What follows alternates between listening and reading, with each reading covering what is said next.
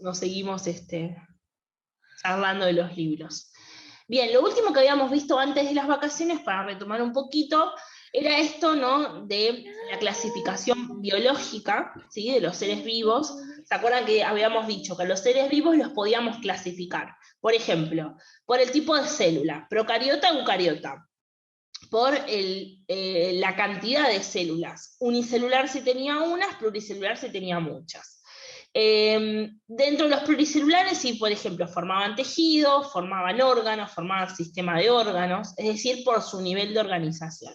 También por la forma de nutrición, autótrofos, heterótrofos. Dentro de los heterótrofos, por ejemplo podíamos, los que son carnívoros, omnívoros, detritívoros, sedimentívoros, etc. ¿Sí? O sea, si nosotros queremos clasificar los seres vivos, podemos elegir la clasificación que querramos. Por el estilo de vida, por ejemplo, si viven fijos en el suelo, se trasladan, o por ejemplo, si, no sé, si son tipo depredadores que van a buscar el alimento, o si esperan que el alimento llegue. Es como clasificación para todo tipo y color.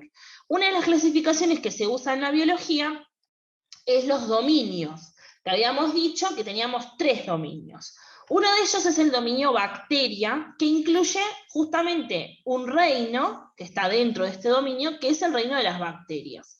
Y habíamos dicho que las bacterias eran todas procariotas, siempre, y que la gran mayoría eran unicelulares, aunque había bacterias que podían ser pluricelulares. Que, por ejemplo, teníamos las cianobacterias que eran autótrofas, ¿sí?, y otros grupos que eran heterótrofas. Otras que eran saprobias o parásitas, más o menos un poco el tipo de nutrición. Después teníamos el dominio arquea, ¿sí?, que se escribe archaea, pero se pronuncia arquea, que justamente también tenía un solo reino, que era el reino de los arquea, que eran organismos parecidos a las bacterias, pero no eran iguales.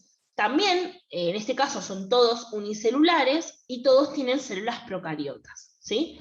Y que vivían en condiciones muy, muy, muy, muy extremas. Por ejemplo, muy extremas de salinidad, en lugares hipersalados, o en lugares muy extremos en temperatura, o lugares muy extremos en presión, ¿sí? Y que podían ser autótrofas o heterótrofas. Y después teníamos el otro dominio, que era el de los eucaria, que como su nombre lo indica, todos los individuos que están dentro de ese dominio son organismos eucariotas, o sea, sus células son eucariotas. Y dentro de este dominio teníamos 4 reinos, ¿sí? El reino protista, que eran organismos unicelulares, obviamente eucariotas, la mayoría acuáticos, algunos autótrofos, otros heterótrofos. El reino de las plantas o los vegetales, ¿sí?, que ya sabemos que son todos autótrofos, que viven fijos en el suelo, ¿sí?, que hacen fotosíntesis. El reino fungi, el reino de los hongos, que era una mezcla, ¿no?, tenía algunas características de vegetales, algunas de animales, que son heterótrofos, que también viven fijos en el sustrato, etc. Y el reino animal o reino de los animales, ¿sí?, o animalia, que obviamente ahí somos todos heterótrofos, todos tenemos células eucariotas, tenemos más de una célula, la gran mayoría, hay algunos unicelulares, pero la gran mayoría son pluri, y nos desplazamos, no vivimos fijos la mayoría, ¿sí?, porque hay algunas excepciones. Bien, y después empezamos a ver un poquito, ya nos fuimos para el lado de la evolución y vimos el árbol filogenético. ¿Se acuerdan que habíamos mencionado que justamente este concepto de árbol filogenético hacía referencia a muchas ramas, tal cual un árbol, que hablaban de la filogenia de cada ser vivo? Es decir, la historia de ese ser vivo, pero una historia vista desde los orígenes de la evolución. O sea, hacia atrás, ahí se está riendo Delphi, hacia atrás en la evolución, ¿sí? O sea, toda nuestra historia evolutiva, ¿ok? Bien, y habíamos mencionado que era parecido a los árboles genealógicos, como nosotros habíamos hecho lo de nuestros papás, nuestros abuelos, nuestros bisabuelos, nuestros tatarabuelos, pero esto era mucho más atrás en el tiempo, ¿no?, hablando de miles y miles de años. Y obviamente incluía los registros fósiles, o sea, organismos que ya no están hoy con nosotros, especies que no están con nosotros, pero que forman parte de nuestra historia. Y si nos vamos muchísimo tiempo para atrás, millones de años para atrás, vamos a llegar a los primeros seres vivos que habitaron en la Tierra. ¿Qué tipo de seres vivos eran? ¿Se acuerdan? ¿Era un animal? ¿Era una planta? ¿Era una bacteria? ¿Era un virus? Una bacteria, exacto. Específicamente se cree que era un tipo de bacteria cianobacteria. Se cree, por ahora es el organismo que más viejo es de los que se encontraron, ¿no? Bien, y obviamente este árbol, habíamos dicho que formaba estas ramas, y cada vez que esta rama se bifurcaba en dos ramitas, es porque ahí pasaba algo, ¿no? Algo evolutivo, algún cambio evolutivo que hacía que esas dos grupos se diferenciaran, ¿sí? Habíamos puesto el ejemplo de las tortugas, ¿se acuerdan? Que dijimos, quizás acá tenemos un ancestro de la tortuga, y por un lado se fue la tortuga marina, por otro lado se fue la tortuga de tierra, que a pesar de que son bastante similares, los dos viven en ambientes diferentes, se alimentan de diferentes individuos, se reproducen diferentes, tienen diferentes características físicas, ¿sí? Cuando sucede esto de acá, que se bifurcan las dos ramitas, o si queremos irnos por acá, pasa lo mismo, ¿sí? Significa, en este punto, significa que si yo quiero cruzar, por ejemplo, una tortuga marina que se fue por esta rama, la rama A, con una tortuga marina que se fue por la rama B, no voy a poder cruzarlas. O sea, yo puedo tratar de que se crucen y que tengan un hijito, pero no van a poder. Porque se diferenciaron tanto, pero tanto, que ya no, es como que no tienen características parecidas, ¿no? Es tal cual lo que sucede, por ejemplo, con un gatito que podemos tener en nuestra casa y un tigre. Bueno, el gato y el tigre son bastante parecidos, los dos son felinos, los dos son carnívoros, tienen muchas características que comparten. Pero si yo quiero cruzarlos para que tengan un bebé, no van a tener, porque son dos especies diferentes, ¿sí?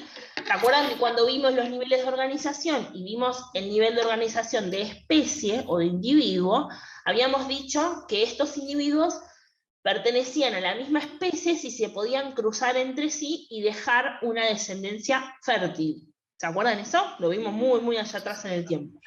Entonces, esto es lo que sucede, ¿sí? Cuando se bifurca esta ramita, significa que estos individuos adquieren ciertas características, estos individuos adquieren otras características, y si yo los quiero cruzar, no puedo hacerlo, ¿sí? O a lo sumo tendremos algún hijito, pero ese hijito no va a ser fértil, así que como que medio que no sirve, ¿no? O sea, bien, y esto justamente es un árbol filogenético, o también llamado cladograma. No importa, son los mismos nombres para lo mismo, ¿sí? Todo lo que está por debajo de esta bifurcación se llama linaje ancestral, porque justamente son nuestros ancestros, ¿sí? Hay acá, en esta ramificación, hubo algún evento, una situación clave, que justamente se llama evento de especiación, porque las dos ramas que se bifurcan, ¿sí?, terminan originando dos especies diferentes. Pero se llama evento de especiación, porque acá ya se diferencian dos especies, ¿sí? Lo mismo pasa acá, y si nosotros seguimos esta línea evolutiva, acá pasó otro evento de especiación y se diferenciaron dos líneas evolutivas diferentes, ¿sí? Bien, esto era lo que habíamos visto hace un tiempo atrás, ¿no? Acá había algunos ejemplos, dijimos los perros, los zorros y los lobos, y todos sus ancestros fósiles tienen un gran parecido entre sí, ¿no? Yo veo un perro, veo un zorro, veo un lobo, o veo, qué sé yo, todos los ancestros fósiles que puedo encontrar, y más o menos todos se parecen entre sí, ¿no? Y eso más o menos indicaría que si tienen características parecidas, es porque todos tienen un origen en común. Pero en estas ramas se fueron diferenciando, ¿sí?, en sus características. Entonces yo ahora quiero cruzar un perro con un zorro, no voy a poder, o un zorro con un lobo, tampoco voy a poder, ¿sí? A pesar de que se parecen mucho. Es el ejemplo que poníamos del gatito, ¿sí? Bien. Entonces, podemos construir un árbol genealógico del perro, un árbol filogenético del perro, ¿sí? Y en algún momento van a aparecer estos animales, seguro, el zorro, el lobo van a aparecer en sus antepasados, ¿sí? cuanto más cerca estén esas ramas, ¿sí? Cuanto más cerca estén esas ramas, sus características van a ser más parecidas. Cuanto más lejos esté la rama, ¿sí? Suponete, vamos a suponer que el C es el perro, ¿sí? Entonces, por ejemplo, si yo sigo la historia evolutiva y me voy hacia atrás, en este punto ya sé que acá se ramifica otra especie. Por ejemplo, el lobo, ¿no? Vamos a poner. Entonces, el perro y el lobo, en este punto tenían características muy similares.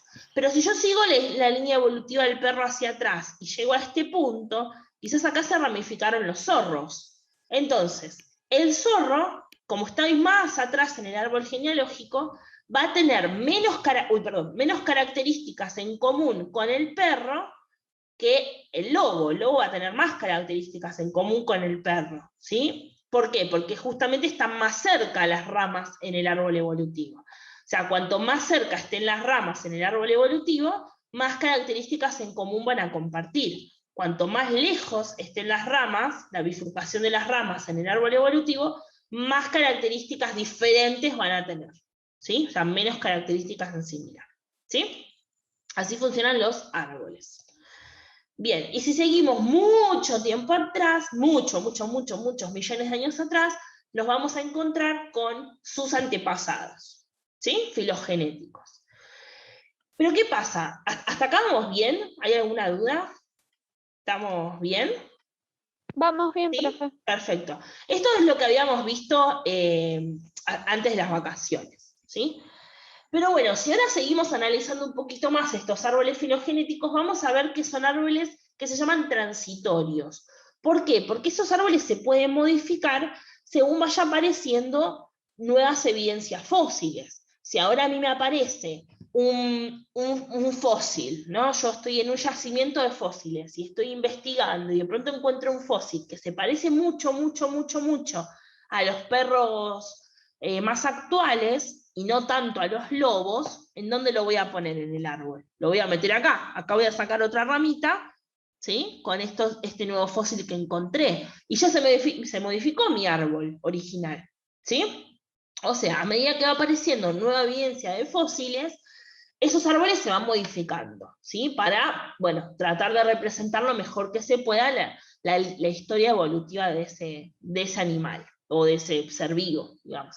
Esto se hace con los animales, con las plantas, con las bacterias, con todo, ¿eh? Cada una tiene un árbol, cada grupo tiene un árbol evolutivo, ¿sí? Un árbol filogenético. Por ejemplo, dice acá, durante mucho tiempo se consideró que los dinosaurios eran reptiles, como por ejemplo las lagartijas o los cocodrilos.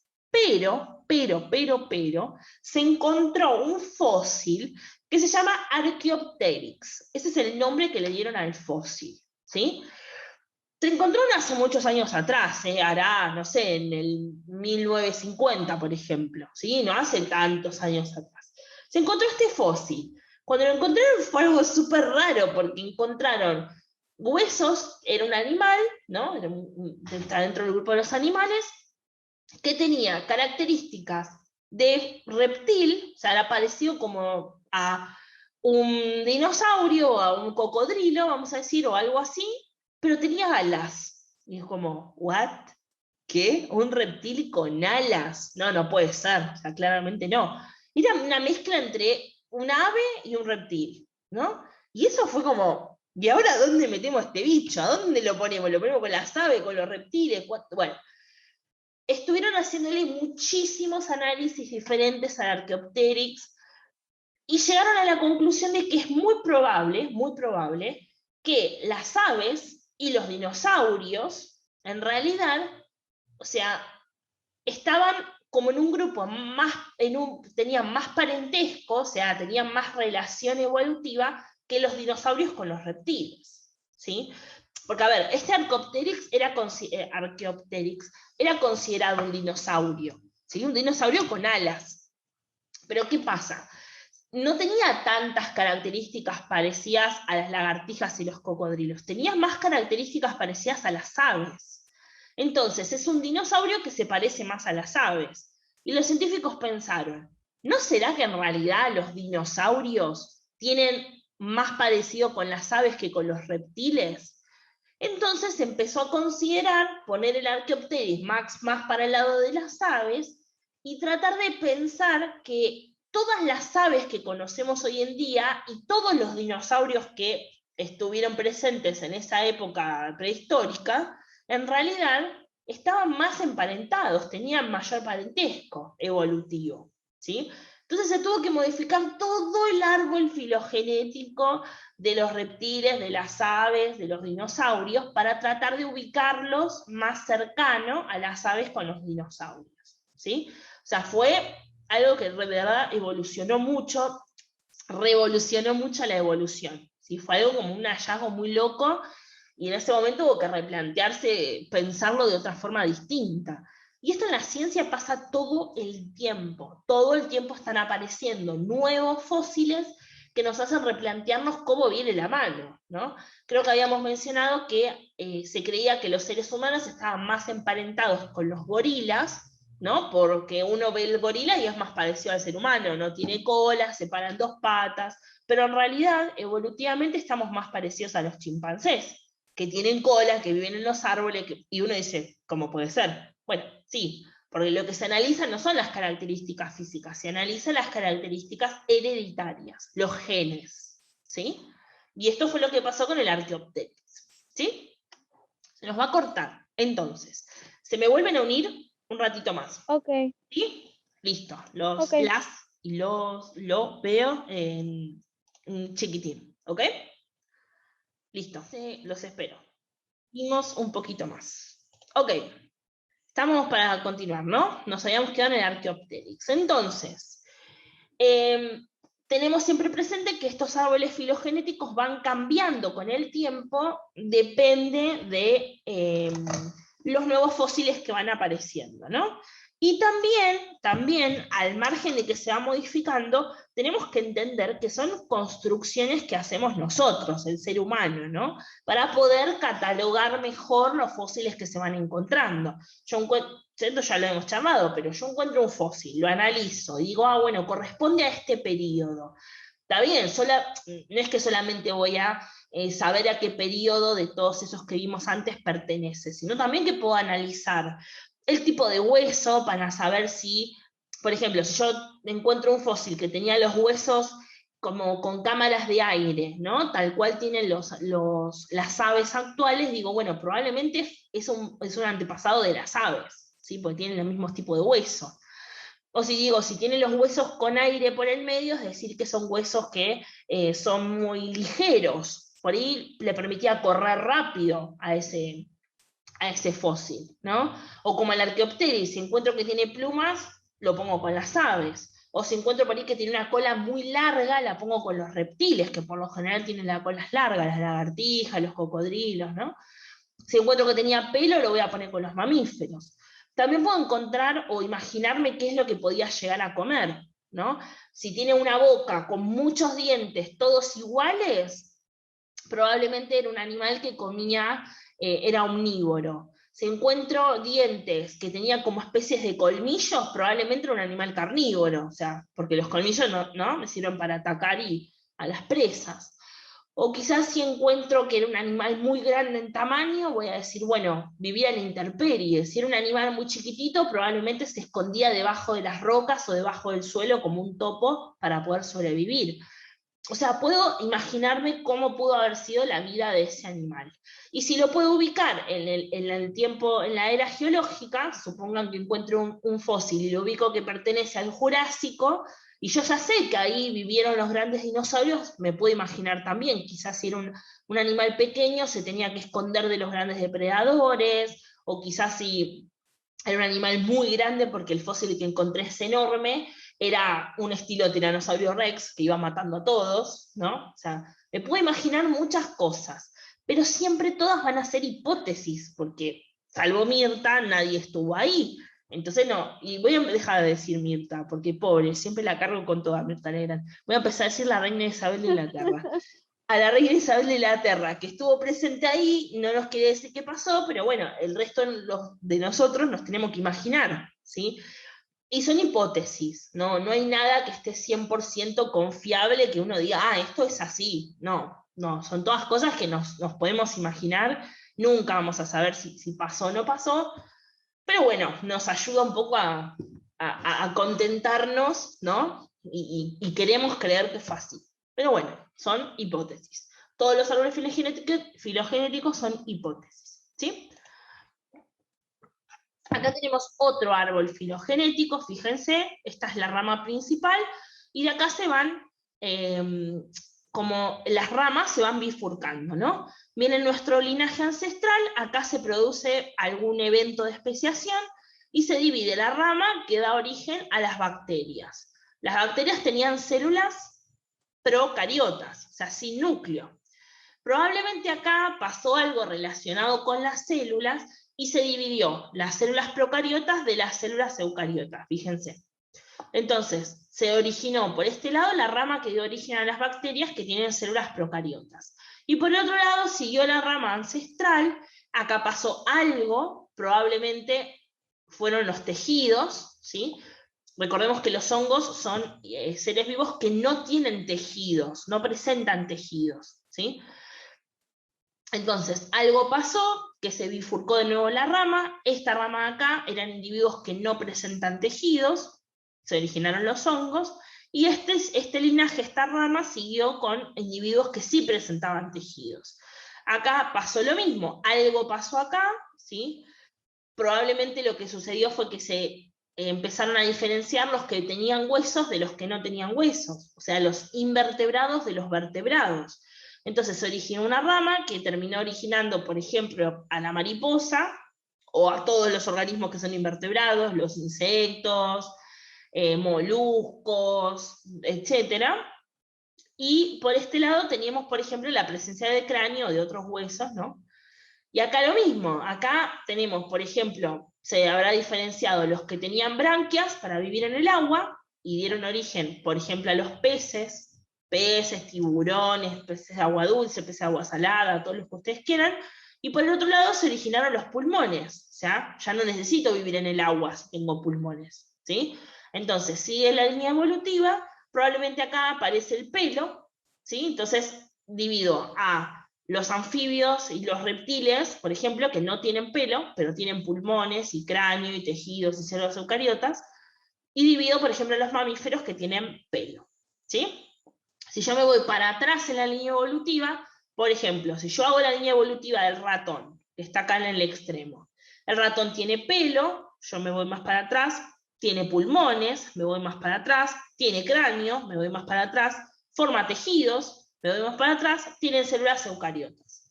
Ahora, si yo estoy analizando la mariposa, me vengo a la línea evolutiva de la mariposa y me voy para atrás, tiene tejidos, voy para atrás, tiene célula eucariota, sigo para atrás. Ahora, ¿va a tener cráneo la mariposa? ¿O pulmones? ¿O pelo? Y no, porque justamente esta rama se diferenció antes de que aparezcan estas características, ¿sí? En la evolución. Como esta rama se bifurcó antes, apareció antes de que aparecieran estas características, la mariposa no va a tener estas características, ¿sí? Así es como funcionan los árboles evolutivos. Y si yo quiero comparar un ratón con una lagartija, va a tener más cosas en común, casi todas, ¿sí?, que el ratón con la bacteria. Porque fíjense dónde se diferencia la bacteria. Acá, en el principio de todo. O sea que todas esas características que el ratón sí la tiene, la bacteria no lo tiene. Entonces no va a tener tantas características parecidas. Lo único que va a ser parecido es que son seres vivos. Punto. No tiene otra cosa. Porque ni siquiera sus células son parecidas, ¿sí? Ahora, si yo quiero comparar el ratón con la lagartija, bueno, está bien, la lagartija no tiene pelo, ¿no? Esta característica no. Pero si después me voy más para atrás, los dos tienen pulmones, los dos tienen cráneo, los dos tienen tejido, los dos tienen célula eucariota. Entonces, ¿quiénes están más emparentados? El ratón con la lagartija que el ratón con la bacteria. ¿Se entiende? O sea, si yo analizo, tienen más cosas en común la lagartija con el ratón que el ratón con la bacteria. Y estas son algunas de las características que están marcadas acá, porque este es un árbol genealógico, un árbol filogenético muy sencillo. Pero acá podríamos marcar, por ejemplo, que tienen 4 patas, que tienen oído, que tienen ojos, 2 ojos, que tienen órganos sensoriales, que tienen uñitas, ¿sí? O sea, cada una de las características de los seres vivos se marca en el árbol genealógico, o sea, que imagínense la cantidad que hay. Es imposible, no conozco yo por lo menos, que exista un árbol filogenético enorme que abarque a todos los seres vivos. O sea, es imposible de imaginar, porque pasaron tantos millones de años de evolución, que ¿cómo ponemos millones de años de evolución en un árbol? Tenemos que agarrar un árbol grande como un país entero, ¿sí? O sea, es imposible.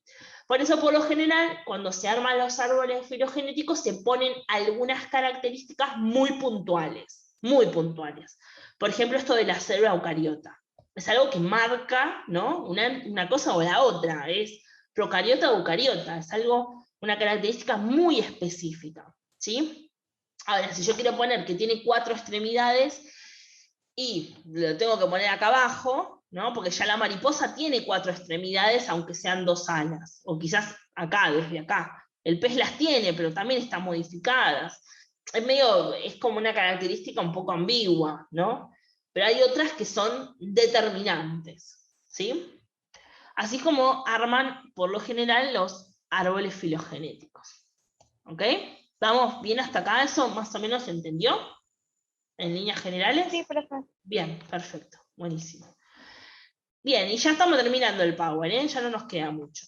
Acá dice el texto, la filogenia es justamente esta rama de la ciencia que estudia toda la historia evolutiva de un grupo de organismos. Si yo quiero estudiar un grupo de, por ejemplo, los mamíferos, puedo estudiar toda la filogenia de los mamíferos. Es un grupo reducido, ¿sí? Pues obviamente, no estoy estudiando todos los animales, estoy estudiando los mamíferos.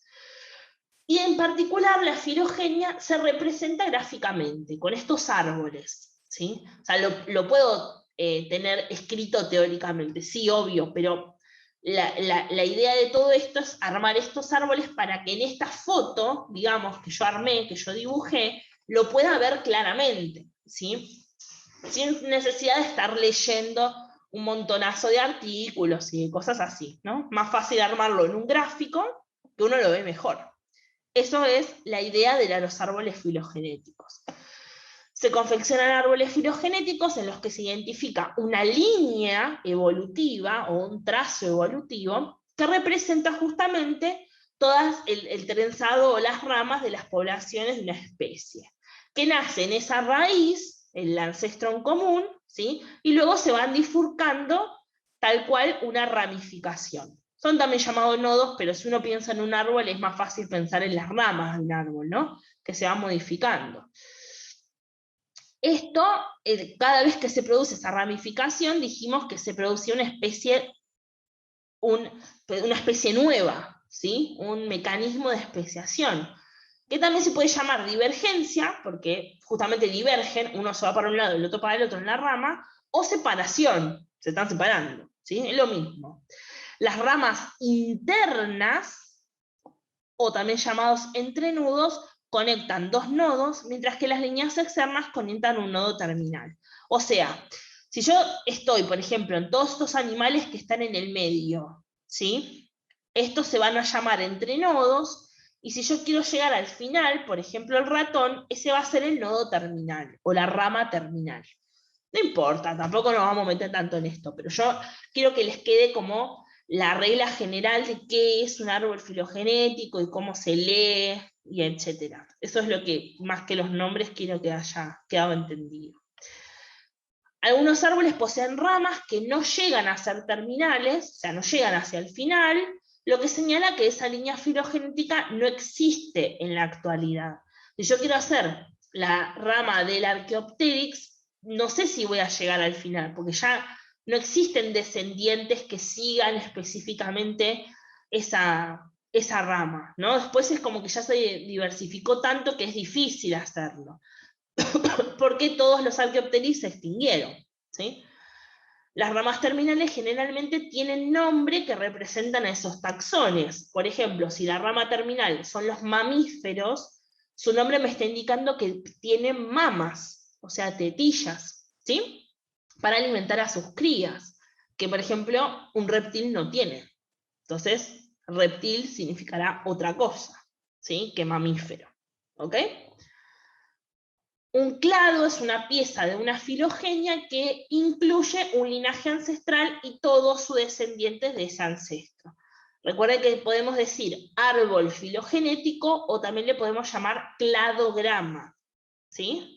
Justamente el cladograma es un pedazo de ese árbol filogenético que yo analizo todos sus ancestros, ¿sí?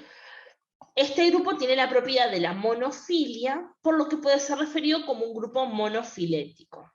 No importa, esto tampoco nos vamos a meter tanto en detalle porque es como siento que les estoy dando mucha información, pero justamente cuando yo digo monofilético, estoy refiriéndome a una rama. Mono es de una, ¿sí? Y filético viene de árbol filogenético, o sea, una rama de ese árbol.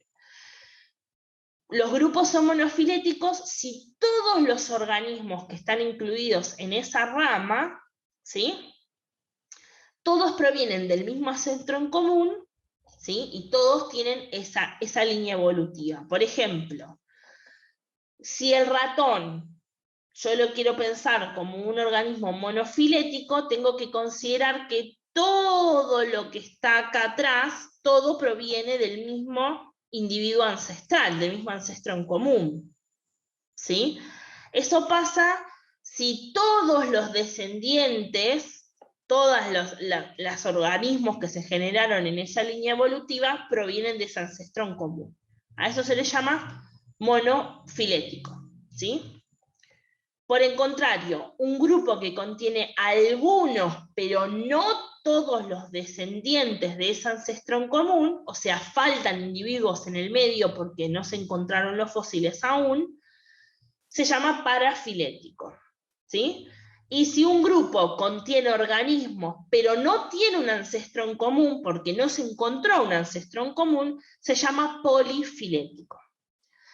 Se los cuento para que lo sepan, no lo vamos a ver tan en detalle, no va a haber preguntas de esto, no se preocupen, pero para que sepan cómo viene la mano de los árboles, ¿sí? Acá tenemos un ejemplo, parece un chino, pero bueno, si este es nuestro ancestro en común, y acá se van originando las diferentes ramas, ¿sí?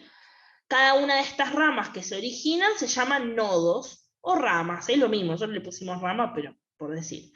¿Qué pasa? Cuando se origina un organismo en común y ese organismo en común se extingue, desaparece por completo, es difícil armar una línea evolutiva hacia atrás, ¿sí?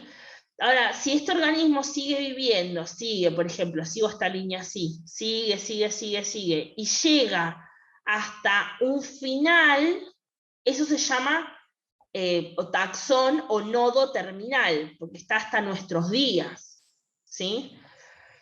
Entonces, si yo puedo, por ejemplo, si yo quiero analizar el de esta bolita rosa que está acá, y sigo su linaje evolutivo hacia atrás, y sigo hacia atrás, y ahora tengo que venir así para atrás, y tengo que venir para atrás, y llego al ancestro en común, se llama rama monofilética, ¿sí? Este puede ser mi ancestro en común también, sí, también puede ser este. Ahora, si yo, por ejemplo, no conozco otros individuos que se originaron de esta rama, por ejemplo, de ancestro en común, ¿sí? Que no los conozco porque se extinguieron, estos puntitos celestes es que esos individuos se extinguieron, va a ser una línea parafilética. Ahora, si yo no conozco mi ancestro en común, por ejemplo, este no lo conozco, ¿no? Desaparece, va a ser polifilética, ¿sí? Es complicado, no importa, nada, nos quedamos ahí con los nombres. Chimpún el Power, fin. Dudas, preguntas, consultas. ¿Algún reclamo? También acepto. No, en el aula ya se No, creo van. que no, profe. Bueno, Profe, nos tenemos que ir. vayan, sean libres, cual aves. Pasen un lindo fin de ahí en el aula, nos vemos, cuídense mucho el lunes. Dale, profe, nos vemos. Bien, adiós. Chao. Nos vemos el lunes ya con las 2 burbujas completas. Ah, buenísimo, genial.